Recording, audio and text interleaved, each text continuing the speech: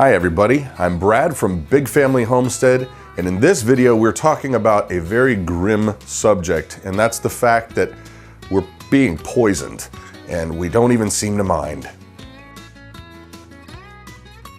Poisoned? What the heck are you talking about? So recently I was informed that someone who is very near and dear to my heart had been diagnosed with cancer. And so that really got me thinking about, or rather rethinking about, what goes into your body, what we allow on our body, what we have in our environment, what we eat, what we use for hair care, and all of those kind of things. And I started really kind of just sitting back in awe at how much crap we have all around us all the time. We don't even give it a second thought. And it was just amazing to me that even a family like ours that is trying very hard to be as chemical free as we can, we make a lot of our own foods, we make our own toothpastes, and we try to stay as healthful as possible. But sometimes convenience wins over and you'll just go and buy, say, a deodorant or whatever, instead of figuring out a more healthy solution that is actually working. And so I want to talk a little bit today on what it is that's around us and what we can possibly do about it. Now check this out here. I'm going to show you a little clip and this just absolutely blew me away. So as an example, I went to the bathroom cabinet and I took out 5 things at random here, and what you're seeing on your screen are the chemicals, the list of chemicals that are in each of these items. I did not change anything, manipulated anything at all. These are just straight right off the back of their what's in it labeling, and I'm pretty shocked. This is just 5 things, and this list is absolutely enormous, and a lot of this stuff is like, what the heck is that? Hydro, what. So just, this is pretty unbelievable to me. Now those are only 5 things out of our bathroom cabinet. Now keep in mind, if you go into the sink and you go on the shelf and you count all of the items that are in there, whether it's personal, hygiene kind of stuff or soap or this or that, 5 items out of that bathroom is probably maybe 10%. So if you can imagine the amount of chemicals that is in just your bathroom, now multiply all that list of names of stuff, and well, if that's 10%, 5%, whatever it is, just think of the thousands upon thousands of chemicals that we are intentionally exposing ourselves to on a daily basis. Now, imagine going to your pantry.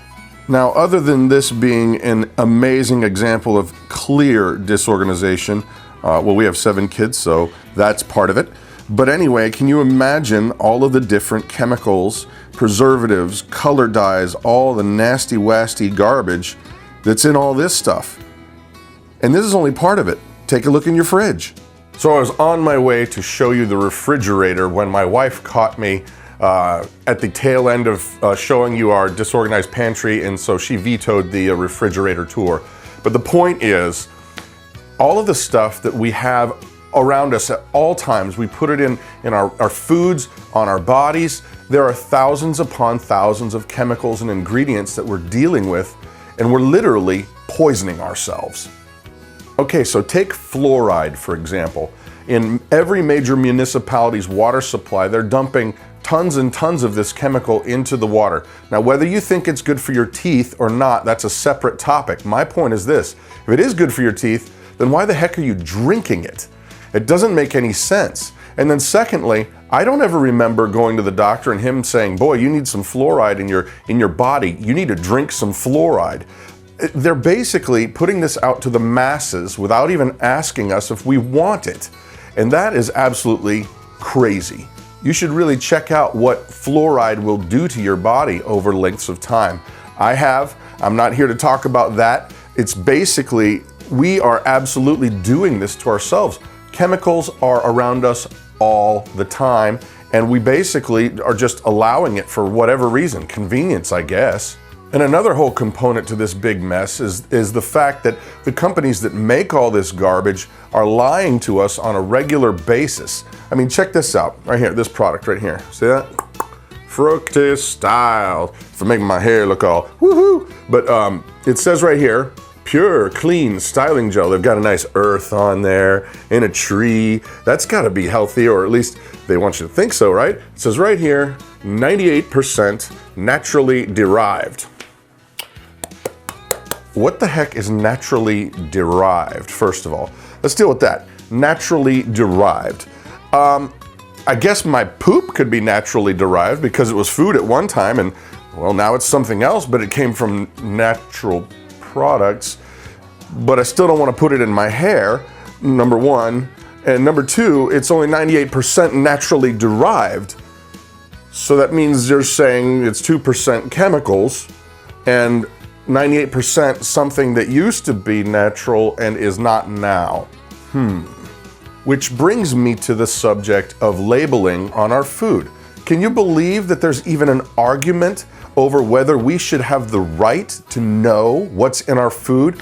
If it's genetically modified, what the heck is in it?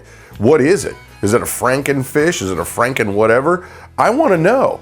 And the bottom line is there's a humongous legal battle going on right now. And why? Well, it's very simple. If I have a choice, I'm not buying that crap, and they know it.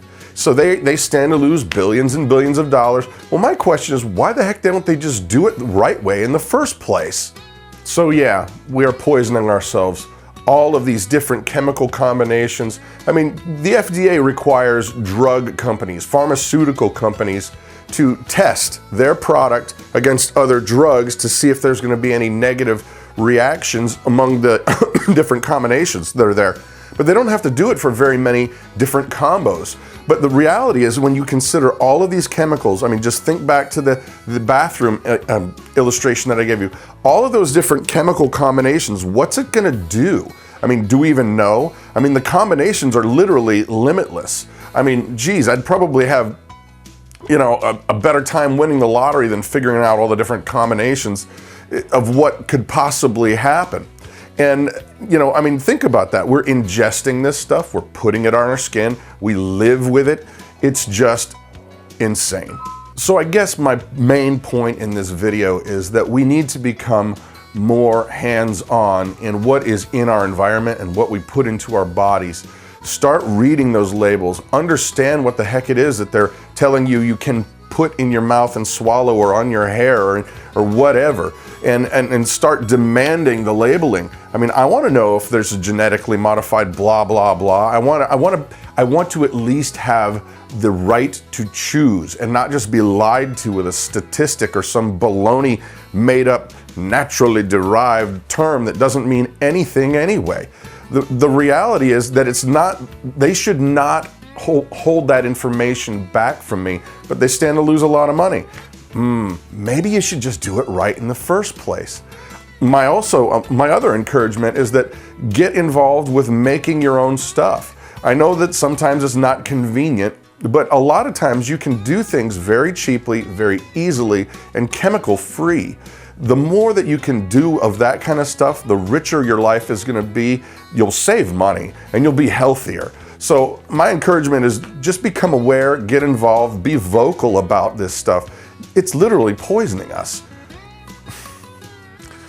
Well, please share the video. I think this information warrants people to at least wake up, open their eyes, and check out what's going on in their own environment. So there you have it. I am Brad with Big Family Homestead, and you have an amazing day.